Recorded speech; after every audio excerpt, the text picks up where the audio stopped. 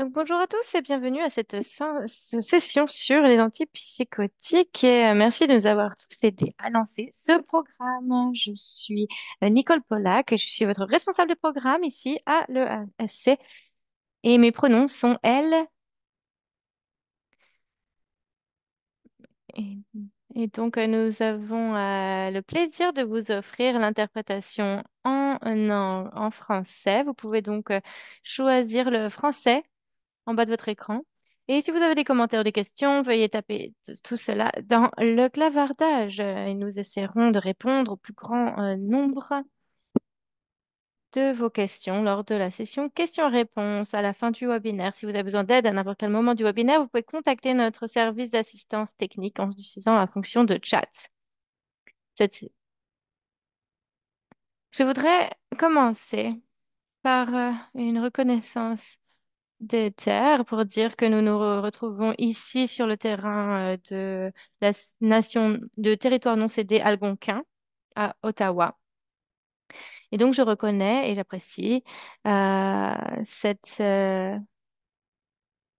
ce territoire sur lequel nos partenaires vivent. Et donc nous honorons ces territoires traditionnels. Nous reconnaissons que l'intendance des premiers habitants de ces territoires est à l'origine du niveau de vie dont nous jouissons aujourd'hui. Donc la vérité et la réconciliation sont un processus continu et en tant qu'organisation individuelle, nous devons nous engager à ne pas répéter les erreurs du passé et à travailler à l'établissement de relations plus équitables, plus respectueuses aussi avec les Premières Nations inuites et métis. Je vous invite à dire qui vous êtes, d'où vous venez dans la boîte de clavardage. Maintenant, quelques mots sur l'ESC si vous ne connaissez pas ce que c'est. Donc, nous sommes une association euh, qui n'est pas pour le profit. Et nous travaillons avec différents partenaires dans le pays afin de faire du renforcement de capacité pour améliorer la qualité. Nous voulons nous assurer que partout dans le Canada, vous avez accès à des soins de santé de haute qualité. Et nous essayons également de se focaliser sur les soins longue durée et l'amélioration aussi des foyers de soins de santé. Maintenant, je vais présenter les orateurs du jour. Donc, tout d'abord, nous rejoint Cynthia Sinclair, qui est coach et conseillère auprès de ESC pour ce programme. Elle est infirmière autorisée à la retraite, carrière de plus de 35 ans. Elle a occupé diverses fonctions au sein de l'Office régional de la santé de Winnipeg.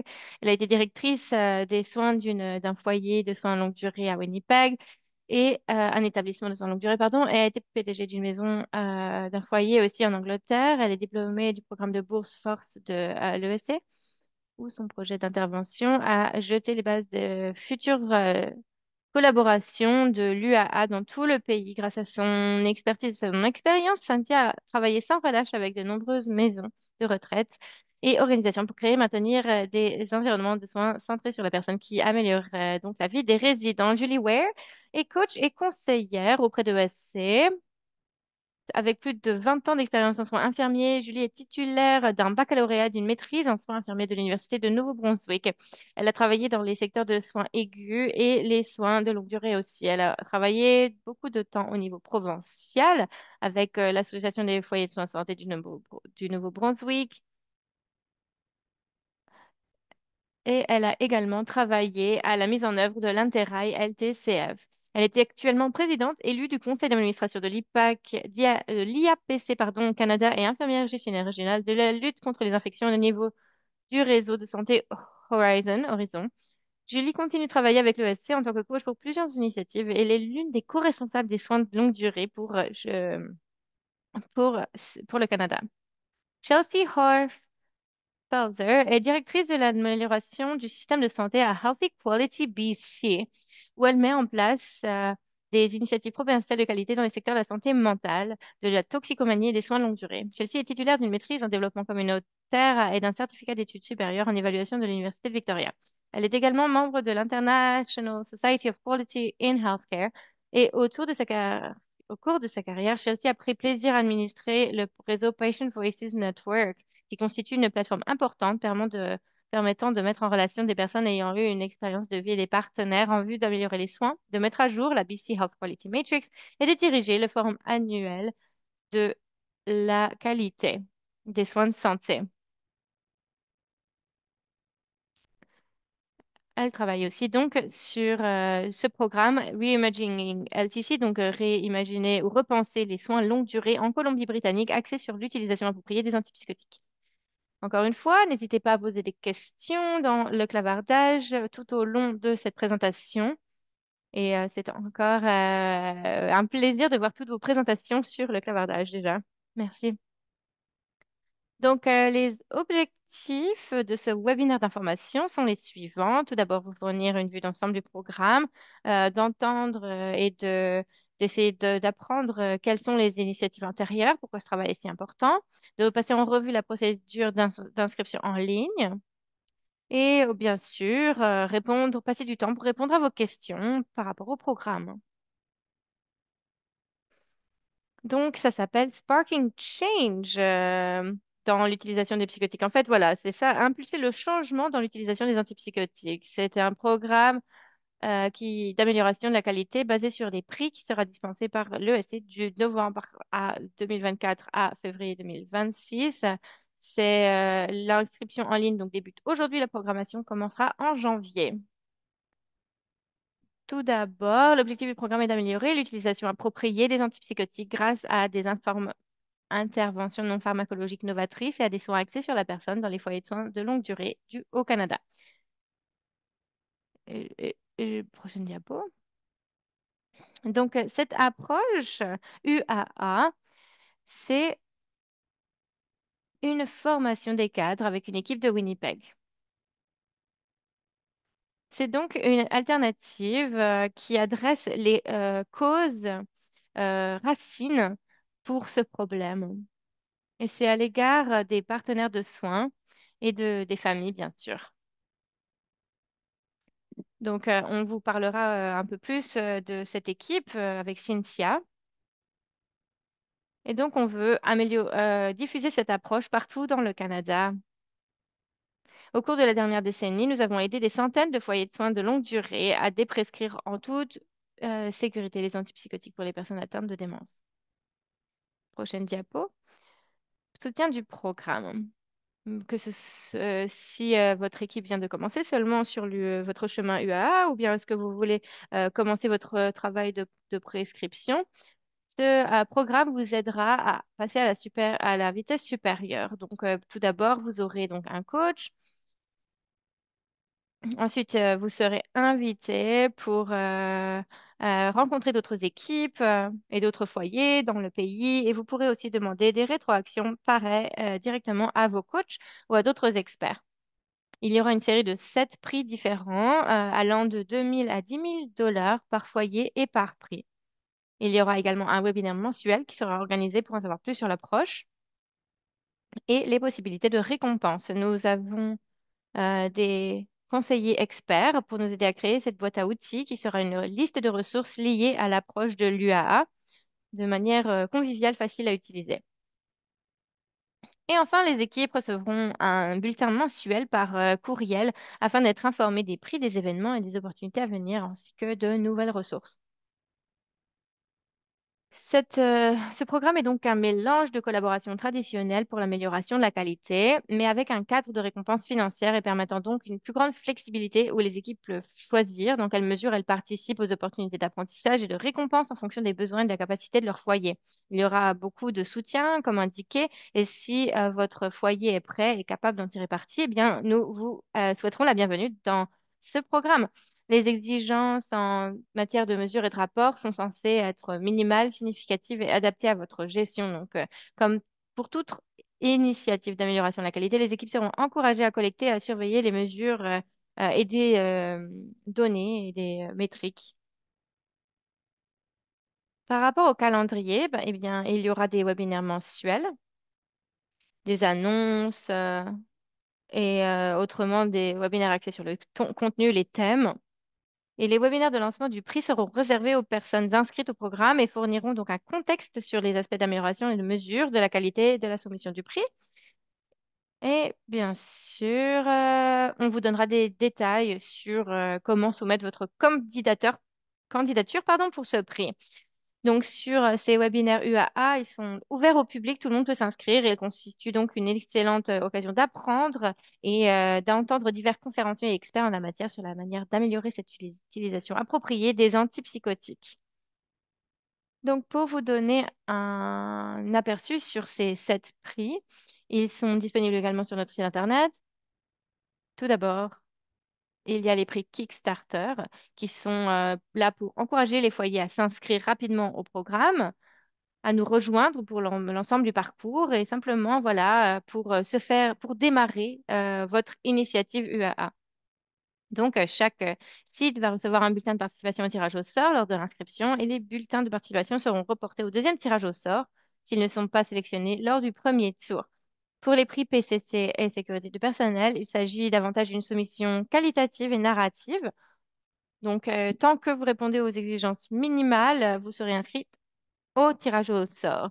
Les prix relatifs aux mesures, au plan d'amélioration, au progrès, à l'impact seront donc attribués ensuite par un jury composé de représentants de ESC et des partenaires externes sur la base de critères de notation énoncés dans les conditions générales du programme lorsque vous vous inscrivez. Juste avant de terminer cela et ce petit aperçu, je voudrais remercier nos partenaires, nos organisations de soutien qui nous ont aidés à la promotion de ce programme et bien sûr aussi les évaluateurs bénévoles des candidatures au prix. En résumé, donc le programme ouvre aujourd'hui, tout le monde peut s'inscrire. Si que vous travaillez déjà sur l'UAA ou que vous vouliez commencer, vous pouvez vous inscrire. Vous pouvez vous inscrire en ligne sur le site web du ESC. C'est simple, c'est rapide. Et donc, les équipes inscrites recevront divers soutiens pour mettre en œuvre ces changements et auront donc la possibilité de gagner 7 prix différents allant de 2 à 10 000 $. Et bien sûr, vous aurez donc l'occasion d'améliorer l'UAA dans vos structures au Canada. Je laisse maintenant la parole à Cynthia et Julie pour qu'elles nous parlent du contexte passé et du succès des travaux de l'ESC sur l'UAA. Donc, allez-y. Merci beaucoup, Nicole. J'aime beaucoup cette introduction. Je suis ravie d'être avec vous aujourd'hui. Prochaine diapo. Je voudrais commencer par vous donner une compréhension du problème, en fait, et de vous dire où est-ce que nous trouvons. Donc, comme vous pouvez voir ici, en 2013, les données montrent que une personne résidente sur 3 des ESLD au pays prenait des antipsychotiques de façon appropriée sans diagnostic de psychose. Donc, ce qu'on a fait en 2011 et en 2012, nous avons vu, bien sûr, des chiffres assez similaires. Et donc, quel est le problème? Le problème, c'est que les médicaments antipsychotiques, s'il y a des symptômes de démence, eh bien, cela ne fonctionne pas. Donc, c'est un problème déjà à la base. Donc, il y a un grand risque à l'utilisation de ces médicaments, un problème, par exemple, d'attaque, de crise cardiaque. Et ils ne font vraiment rien par rapport à l'atténuation des symptômes et des euh, comportements liés à la démence. Lorsqu'on a fait cette revue de la littérature, on a vu aussi qu'il y avait 5 à 15% des utilisations qui disaient qu'il ne fallait absolument pas utiliser cela sur le long terme. Ensuite, donc on a vu qu'il y avait beaucoup de travail super qui était fait partout dans le pays. Et c'est là qu'on a vu que en 2018, le taux est descendu à une personne résidente sur 5. On a donc vu que c'était du travail qui importait. Ensuite, lorsqu'il y a eu le Covid-19, bien sûr, on est tous passés par cette, euh, cette épreuve. Et je pense que tout le monde peut imaginer à quel point il était difficile de naviguer toutes ces différentes restrictions, tous ces différents besoins lors du Covid. Et il y avait énormément de problèmes aussi pour nos résidents. C'était vraiment difficile de leur prodiguer des soins au niveau personnel. Et ensuite, on a pu revoir une augmentation de l'utilisation en 2022. Donc, on essaye aujourd'hui, il est temps de revenir à ce travail. C'est pour cela qu'on vous a invité. On espère que que vous enregistrerez. Prochaine diapo. Donc, l'approche UAA a été décrite par Nicole de manière excellente, mais je voudrais vous donner plus de détails. Tout d'abord, on a l'expérience force.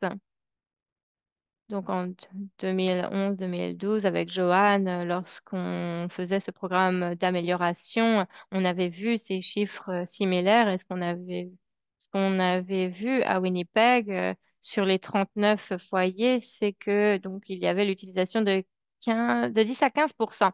C'était une surprise parce que euh, les 7 années passées, nous avions donné énormément d'informations à ces foyers, avec donc beaucoup d'informations.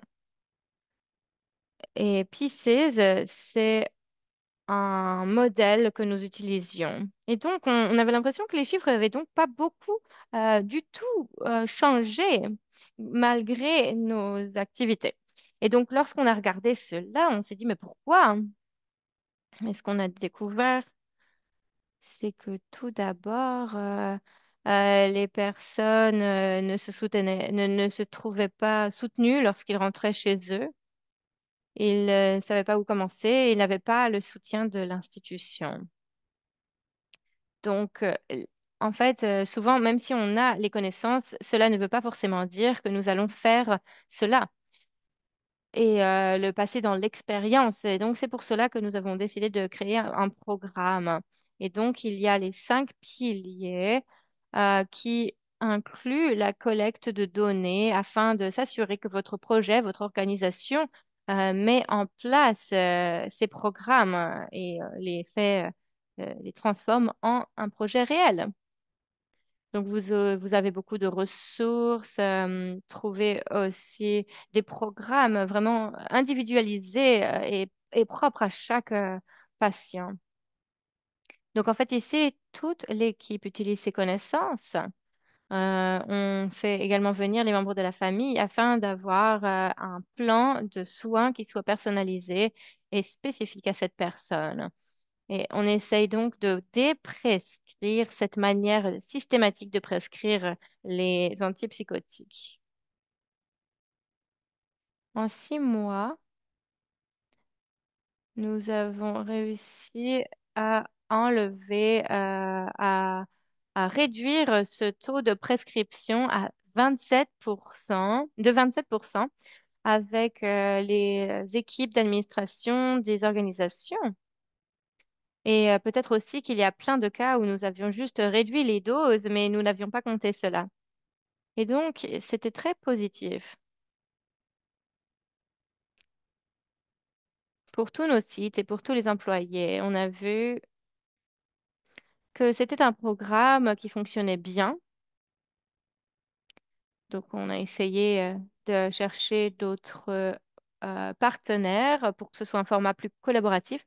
En 2015, nous avons eu une collaboration nationale où certaines équipes nous ont rejoints pendant un an et ils ont eu des répercussions, des retombées excellentes. Ils ont fait un travail incroyable.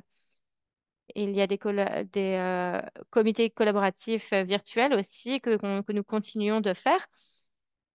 Et l'une des équipes qui nous a rejoints, c'est l'équipe du Nouveau-Brunswick. Et ils étaient tellement exaltés par rapport au programme qu'ils ont essayé de faire un comité dans toute la province Donc, on va demander maintenant à Julia de parler de cette expérience dans les provinces de l'Est. Julie, c'est à vous. Merci beaucoup, Cynthia. Prochaine diapo. Comme Cynthia l'a dit, avec son partenaire, Cynthia a créé cette approche et ensuite il y a une initiative pan-canadienne et ensuite au Nouveau-Brunswick, nous avons voulu faire une approche vraiment au sein de toute la province avec plus d'une cinquantaine de foyers. Et donc, il y avait donc 39 pardon, 39 ESLD et 9 ESLD publics, 3 en Ontario.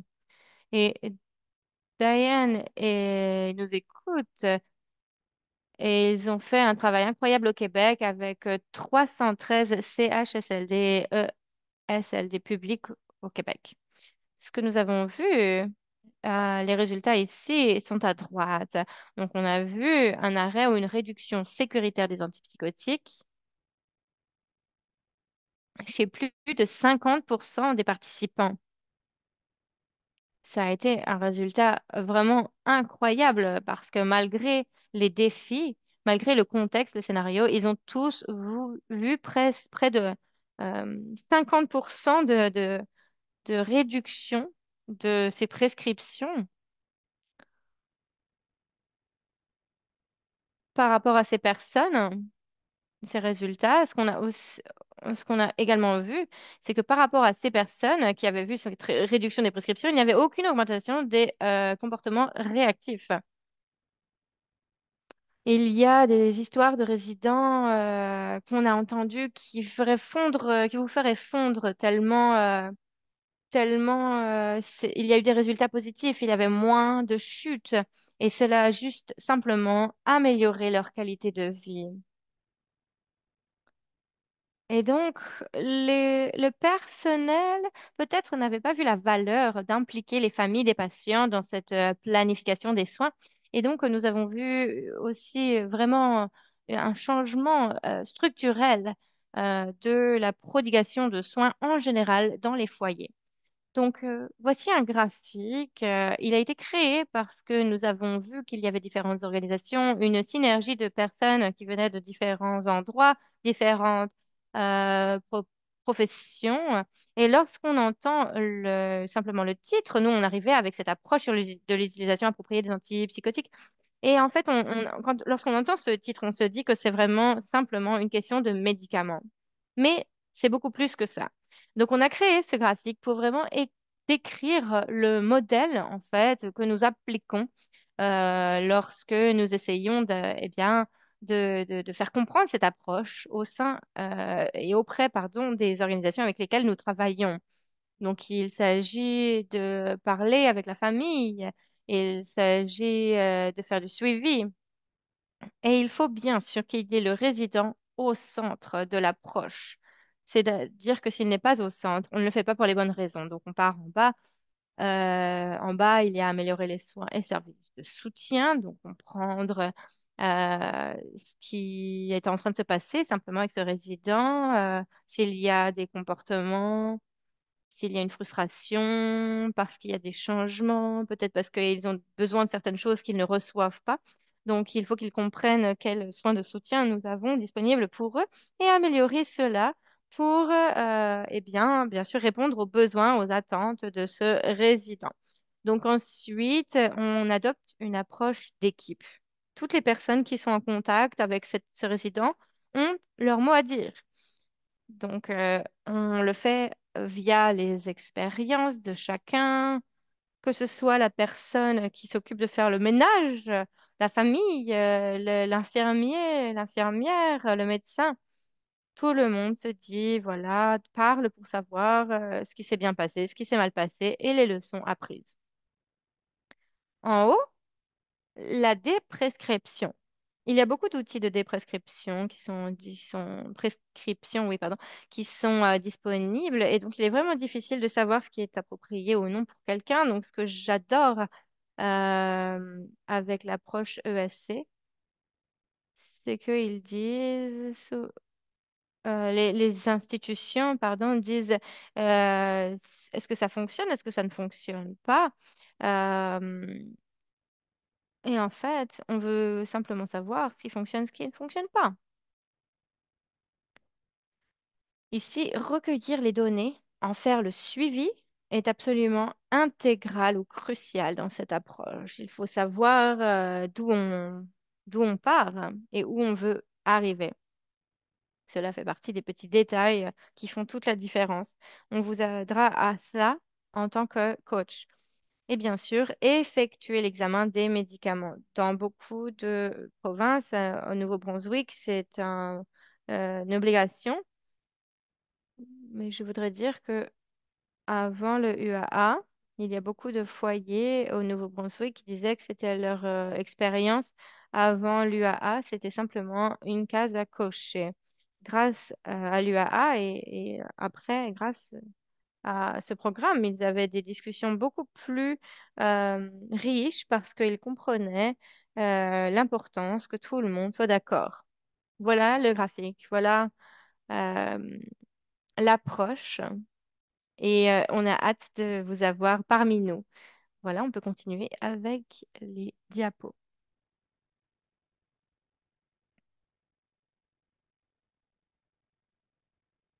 Merci beaucoup, Cynthia et Julie, pour cet aperçu de l'histoire des programmes UAA à l'ESC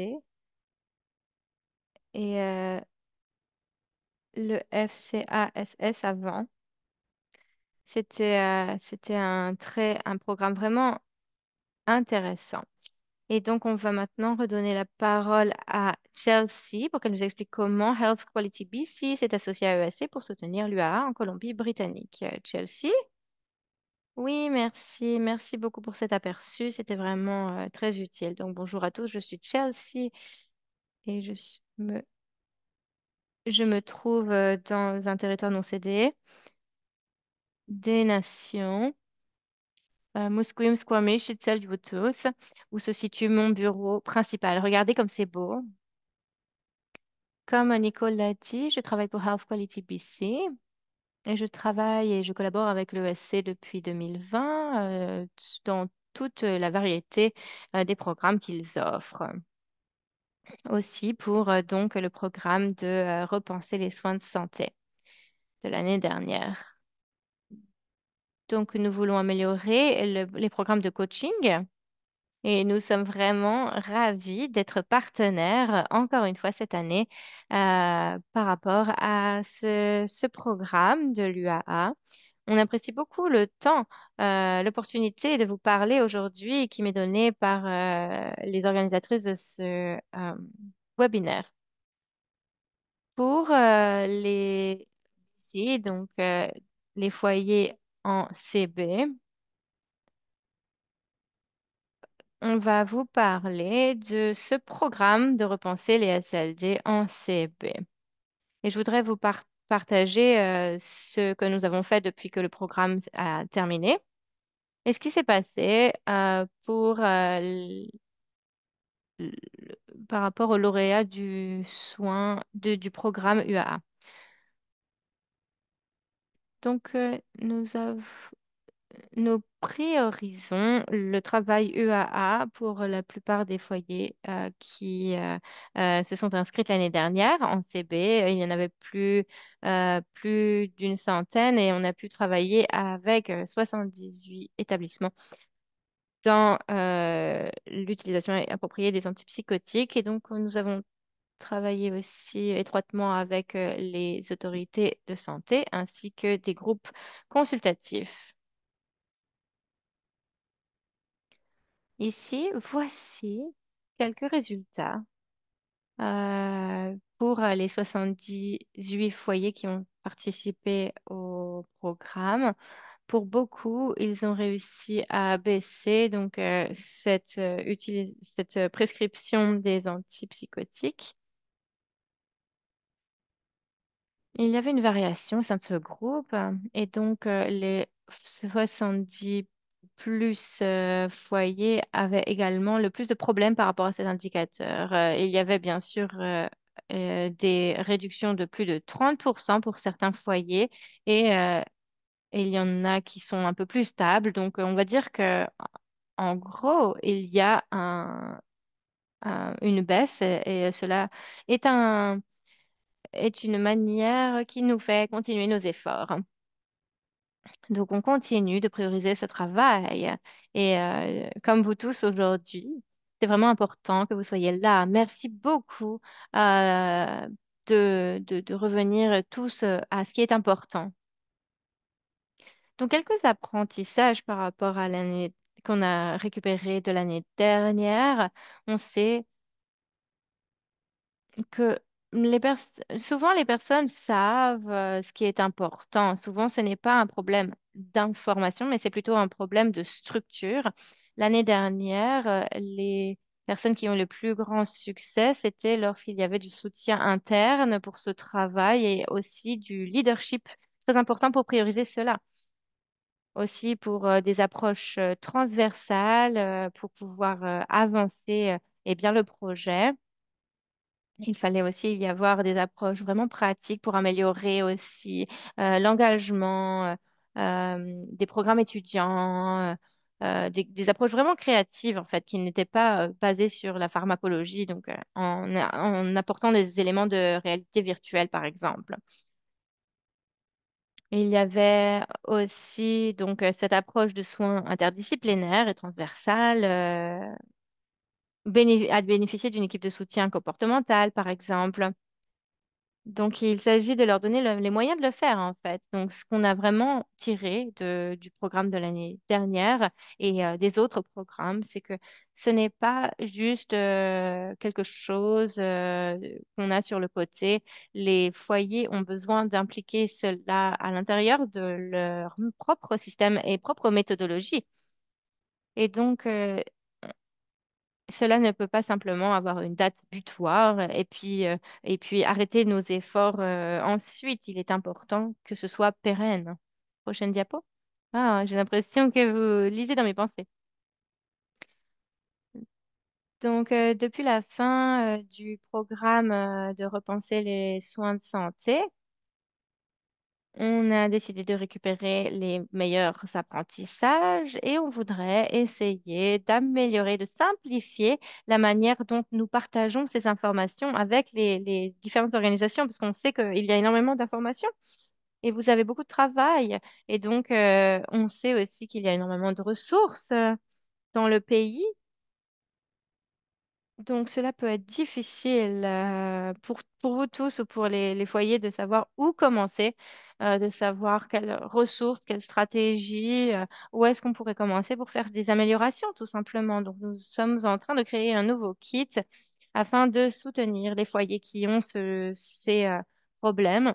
Nous avons donc un outil d'auto-évaluation de l'UAA dans les ESLD afin d'améliorer la qualité de vie des patients et notre notre slogan, c'est It starts with asking why.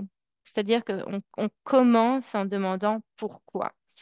Et souvent, donc, on peut revenir sur les prescriptions en se disant pourquoi, au final, cette personne aurait besoin de cela. Quels sont ses comportements? Quels sont ses besoins? Il est aussi bien sûr important que nous ayons les ressources nécessaires pour cette personne, pour le patient, mais également pour le personnel, pour qu'ils se sentent en sécurité et soutenus dans cette approche. Cette boîte à outils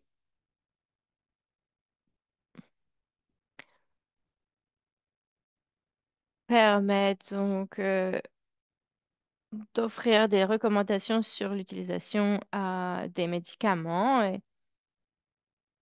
Et donc, il y a 8 principaux éléments. Ce n'est pas exhaustif et c'est aligné à ce que Julie disait tout à l'heure. Et vous aurez un formulaire en ligne. Et ensuite, vous aurez donc ce questionnaire de six questions et vous pourrez ensuite cliquer et cela vous dirigera vers une page où vous aurez eh bien, le principal élément sur lequel vous devriez vous focaliser. Et ensuite, vous pouvez continuer de refaire ce formulaire peut-être tous les 6 mois pour voir où il faut vous focaliser la prochaine fois et voir comment le programme avance tout simplement. Donc, on essaye aussi donc de vous permettre de prioriser de cette manière-là et aussi de tout simplement commencer. Donc, nous avons des webinaires avec une série de passages à l'action et les inscriptions ouvrent aujourd'hui et ce n'est pas une coïncidence. Cette série de webinaires d'apprentissage commencera en janvier et c'est cette trousse d'outils dont je vous ai parlé. Euh, et cela continuera jusqu'au prochain automne. Et donc, on vous invite bien sûr à participer à cela. Il y aura, comme on vous a dit, des webinaires d'apprentissage, de l'accompagnement aussi. Et donc, cela vous permet d'avoir un parcours d'amélioration de la qualité qui soit clair, qui soit posé et qui soit bien structuré. Prochaine diapo.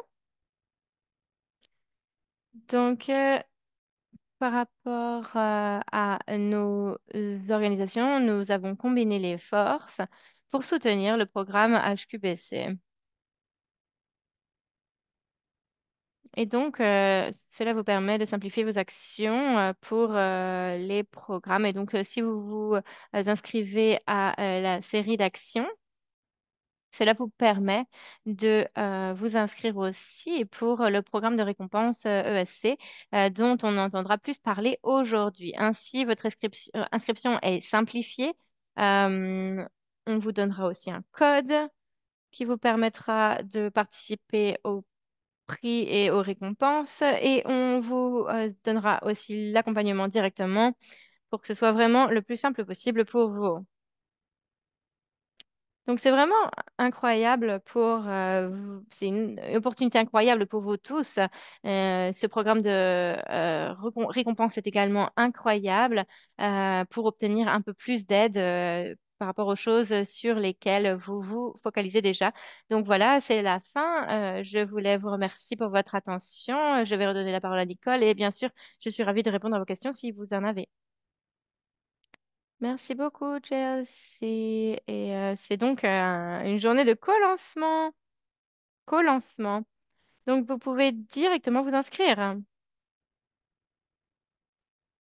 Bonjour à tous, je m'appelle Kirby Kerben et je suis responsable des programmes ici à l'ESC et je suis au Québec. De l'autre côté de la rivière, c'est Ottawa, c'est donc le territoire. Non, c'est des Algonquins. Je voudrais prendre quelques minutes pour vous présenter le processus d'inscription à ce programme, pour vous présenter les étapes principales pour eh bien, vous inscrire. Donc, si vous voulez participer à ce programme UAA, vous pouvez trouver ce lien d'inscription sur le portail du programme que vous pouvez voir ici en haut de la diapo. Vous avez un lien. On va aussi copier-coller le lien dans le clavardage. Une fois que vous arrivez sur cette page, vous allez voir cela. Vous allez donc prenez le temps, s'il vous plaît, de lire cette page. Il y a des informations sur les partenaires, des liens aussi avec les différents documents, ainsi que toutes les informations sur l'éligibilité. Donc, est-ce que vous pouvez participer ou non? On vous demandera d'avoir un compte sur ce système de portail. Donc, si vous n'avez pas encore de compte, vous pouvez cliquer sur vous inscrire. Et si vous avez déjà un compte par rapport à d'autres inscriptions, par rapport à d'autres programmes, pardon, ESC, vous pouvez simplement mettre vos informations, vos identifiants. Ainsi, vous pouvez donc déposer votre demande et remplir le formulaire d'inscription. Donc, vous pouvez commencer dès aujourd'hui. Prochaine diapo. Une fois que vous êtes inscrit, vous aurez ce formulaire. Et là, votre seule tâche, donc, est de remplir ce formulaire d'inscription. Donc, vous cliquez Ouvrir et vous pouvez remplir. Vous pouvez aussi inviter d'autres personnes à relire et à collaborer avec ce formulaire. Vous pouvez aussi envoyer une invitation courriel à d'autres, eh bien, vos collaborateurs pour qu'ils puissent regarder cela. Ils peuvent aussi créer un compte s'ils n'en ont pas.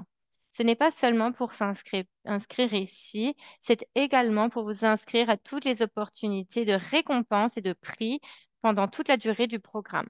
Donc, dès que, il y aura un prix, vous pourrez vous inscrire directement grâce à ce portail. Il y aura simplement, vous aurez des tâches à compléter et il y a aussi une date butoir qui vous permettra euh, de voir où vous en êtes. Une fois que vous êtes prêt, vous pouvez toujours cliquer sur prochaine page pour avancer et vous recevrez aussi des notes si jamais vous avez oublié de remplir une certaine catégorie ou une partie. On pense que cela vous prendra à peu près 10 à 15 minutes à compléter. Et cela sera enregistré automatiquement.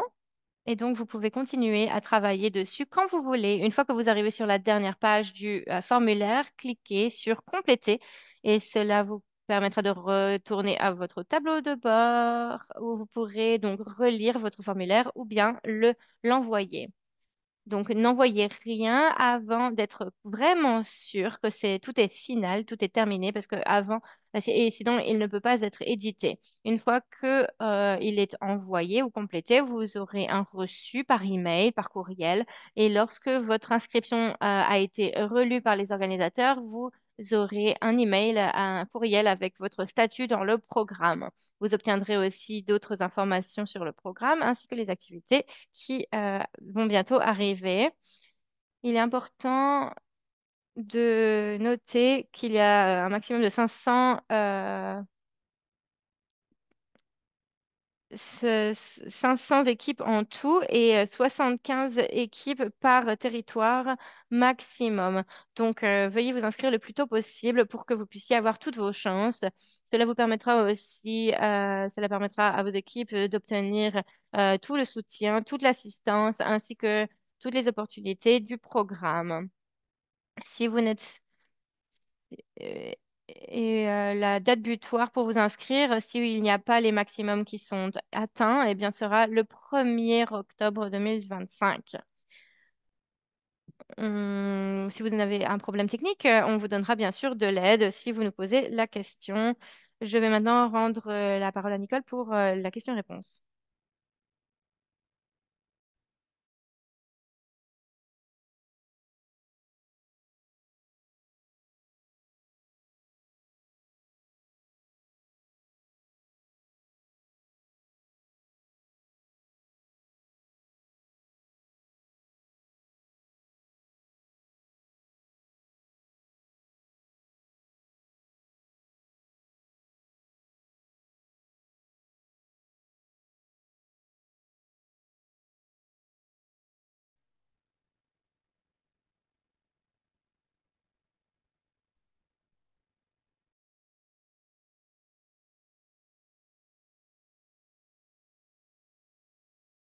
Vous pouvez en apprendre plus sur l'histoire de Cynthia et Julie et on voudrait vous donner ces informations. Excusez-nous, l'interprète a un petit problème technique. Désolée, il y avait une question sur, bien sûr, s'il y a toutes les organisations peuvent participer.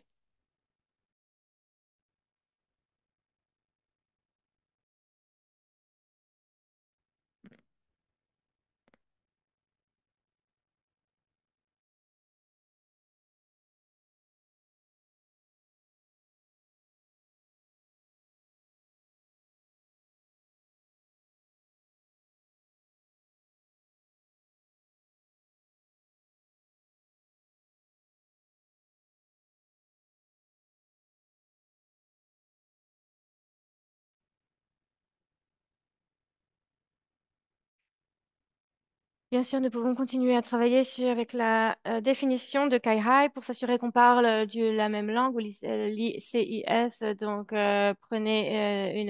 mettez une note dans votre inscription pour pouvoir être connecté au bon mentor qui peut vous aider avec ça. Mm.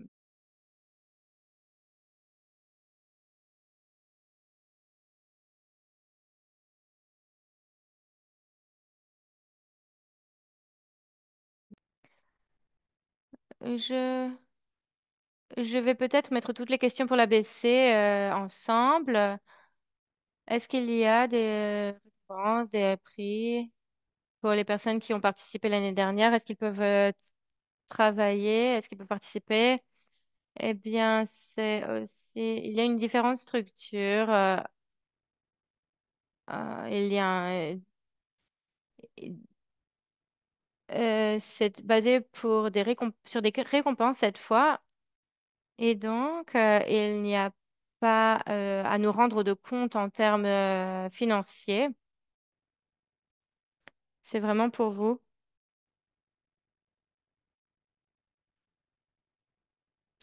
Donc, ça, c'est la différence si vous aviez déjà participé à des programmes ES. L'interprète s'excuse pour cette interruption.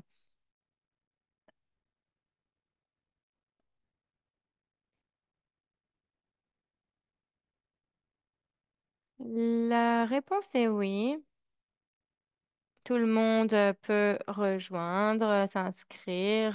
Il y a des personnes qui ont déjà travaillé sur cela et on est tous à différentes étapes et on espère vous aider, peu importe où vous en êtes dans ce processus. Donc, je ne sais pas si vous voulez rajouter quoi que ce soit par rapport à cela, Chelsea. Je ne vois pas la question, mais d'après ce que vous dites, oui, oui, je suis d'accord avec vous. Donc, il n'y a pas de limite. Il n'y a pas de limite. Donc, peu importe où vous en êtes par rapport à ces séries d'actions de webinaires, on est là pour vous aider. Donc, on aura aussi des conversations au début pour savoir comment est-ce qu'on peut travailler ensemble, comment est-ce qu'on peut apprendre les uns des autres. Donc, bien sûr, ravie de travailler avec vous. Une chose que je voudrais dire, c'est que je crois que ce programme de récompense ESC est aussi eh bien, en fonction des premiers qui arrivent.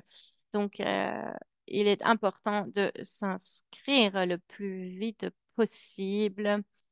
C'est important d'avoir vos informations dès le début. Donc, je vois qu'il y a une question sur la série Action est disponible seulement pour la Colombie-Britannique. Ben oui, en fait, malheureusement, oui, c'est disponible que pour la Colombie-Britannique parce que c'est spécifique à la CB.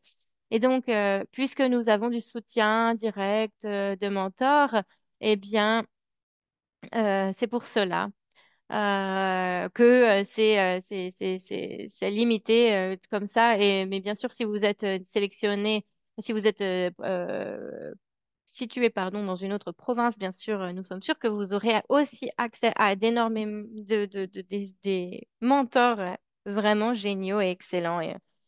Et donc, on s'assurera également qu'on peut vous aider dans cette recherche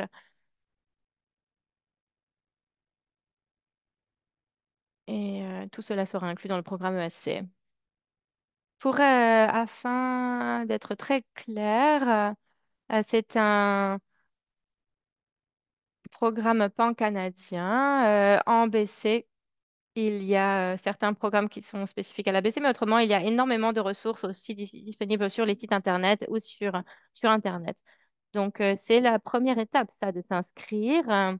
Est-ce que vous pourriez nous rappeler encore une fois comment ça se passe pour que ce soit vraiment plus clair, encore plus clair? Oui, en fait, BC Homes, c'est les foyers CB. Donc, c'est un organisme qui va lancer les séries d'actions. Donc, vous pouvez vous inscrire sur notre site internet et vous pourrez cliquer sur ce questionnaire pour vous être aussi intéressé au programme de récompense. Vous pouvez aussi sélectionner cela. Bien sûr, c'est une bonne opportunité pour s'inscrire pour les deux, mais pour nous, par rapport aux séries d'actions, vous pouvez choisir ou non d'être inclus dans le programme de récompense.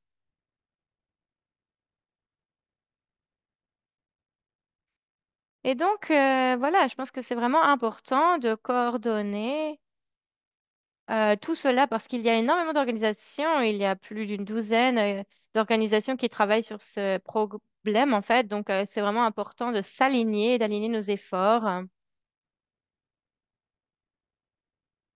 Ok, il y avait une autre question de la CB.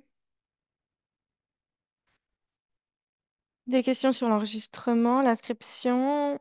Est-ce qu'on peut utiliser des membres après l'inscription? Oui, bien sûr, vous pouvez revenir dans le processus et rajouter des collaborateurs. Je ne sais pas si vous aviez d'autres choses à ajouter, mais je pense que c'est simplement un simple oui. Ah, en sourdine. Ah oui. Oui, oui, oui, un oui tout simple.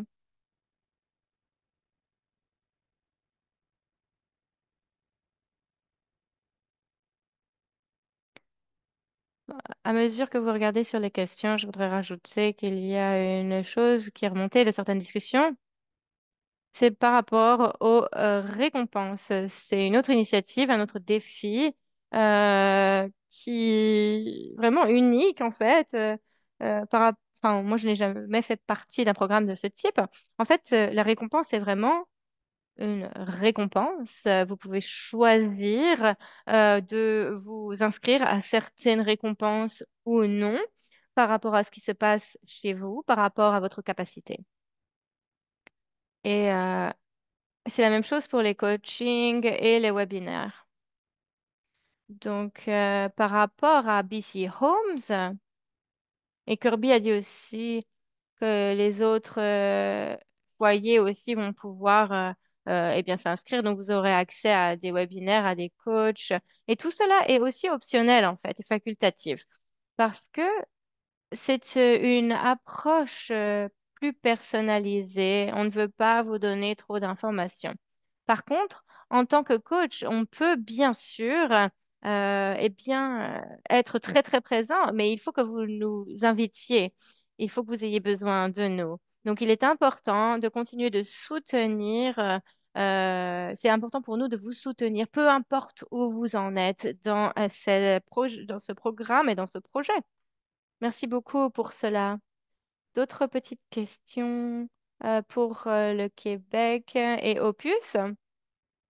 Oui, on a Diane qui est l'une de nos mentors, de notre coach, parce qu'elle a participé à Opus et la réponse rapide, c'est si vous déployez Opus au Québec, est-ce que vous pouvez participer? Oui, il y a des conditions, mais la réponse simple est oui.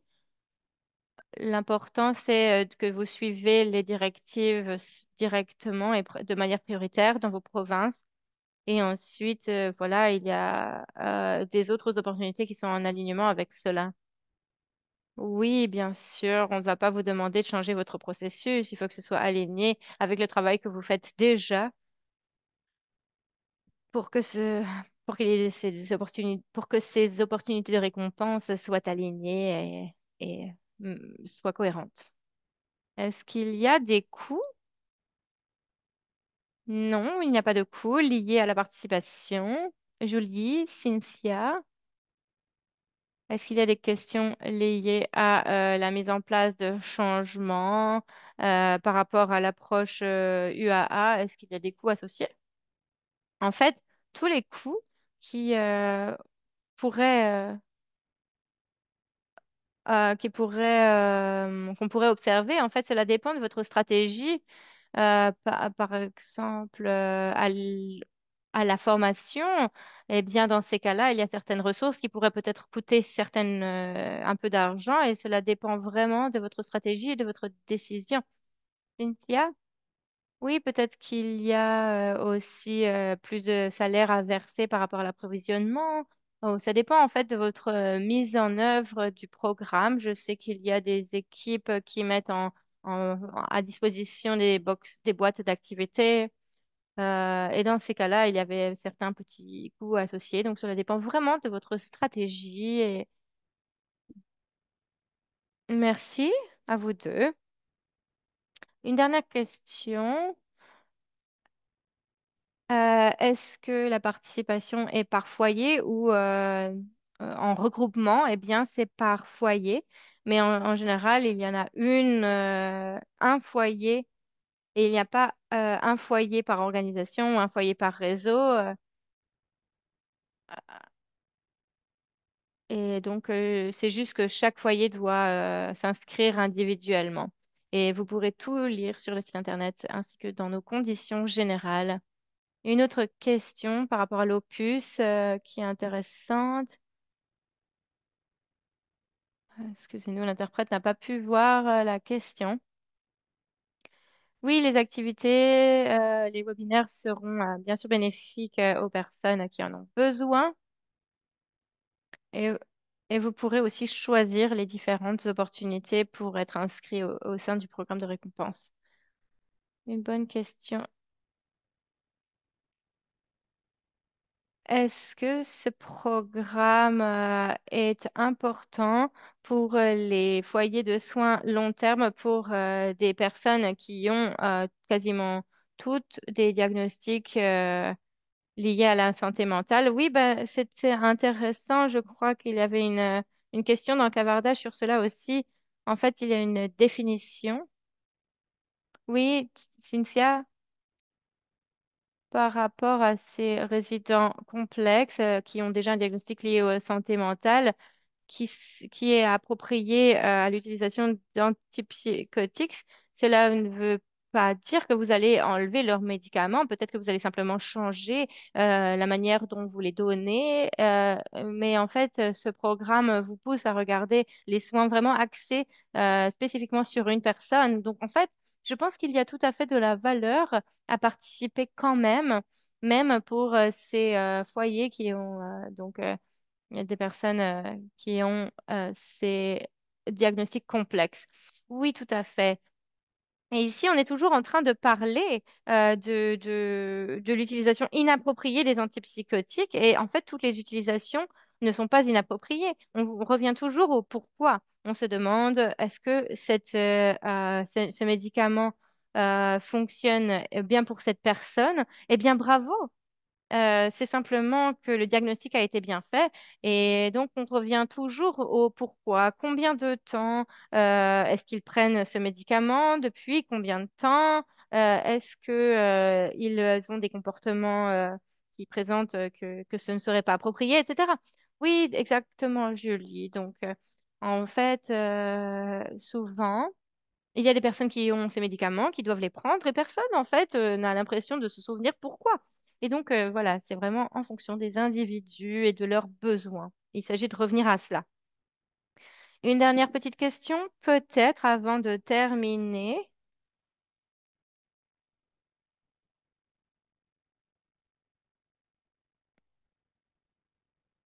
On pense que toutes les personnels devraient être impliqués. Vous avez entendu avec Julie, au sein des programmes pilotes, on voulait vraiment impliquer le groupe parce que, et vraiment tout le monde dans le groupe, c'est-à-dire comment est-ce qu'ils pouvaient vraiment travailler avec le département afin de soutenir ces stratégies. Donc, je pense que c'est vraiment important. C'est un bon point. Euh, Peut-être que c'est difficile parfois. Mais il est important d'engager tout le monde. Encore une minute. On va donc vous afficher notre dernier sondage. Si vous avez des questions dont qu'on n'a pas répondu, n'hésitez pas à nous faire signe par courriel sur notre courriel, notre adresse de courriel. Et vous pouvez aussi regarder la foire aux questions sur notre site internet. Merci à tous d'avoir pris un moment de votre journée pour participer à ces webinaires, pour apprendre sur ce qu'il se passe dans ce programme. Merci à tous nos présentateurs aujourd'hui.